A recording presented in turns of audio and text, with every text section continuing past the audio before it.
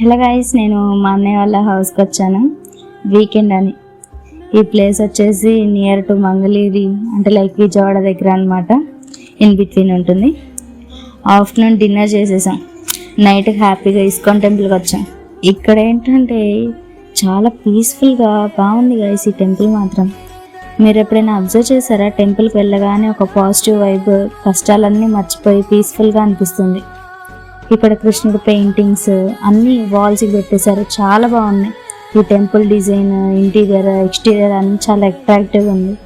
బయట సరౌండింగ్స్ అన్నీ గ్రీనరీగా అన్నీ చాలా బాగున్నాయి. ఇందులో మ్యూజిక్ పెడతారు కదా, ప్లెజెంట్ మ్యూజిక్ పెట్టేసి చిన్నగా సాంగ్స్ పాడుకుంటూ హరే రామ హరే కృష్ణ అంటూ చాలా చాలా ప్లెజెంట్గా ఉన్నాయి. ఇవన్నీ వింటుంటే మనల్ని మనం మెస్పరైజ్ అవ్వచ్చు. అందరూ భగవద్గీత చదవడం అలవాటు చేసుకోవాలి గాయస్. చేసుకుంటేనే ఆటోమేటిక్గా మనలో చేంజెస్ వస్తాయి.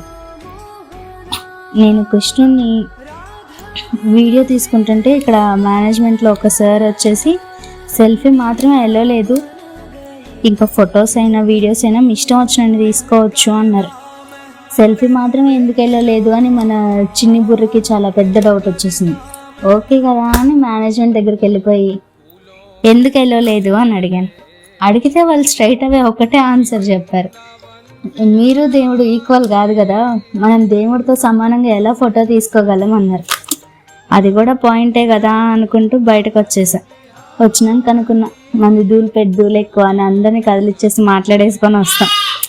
సో బయటకు రాగానే ప్రసాదం పెట్టారు గైస్. ఎవ్రీడే డిఫరెంట్ ప్రసాదం పెడతారంట. మన టర్న్లో పులిహోర. దేవుడి ప్రసాదం అంటే ఇంకెలా ఉంటుందో ఎక్స్పెక్ట్ చేయండి, నెక్స్ట్ లెవెల్. మన ఇంట్లో చేసుకున్న టేస్ట్ రాదు. మేబీ టెంపుల్ ఎఫెక్ట్ అనుకుంటా.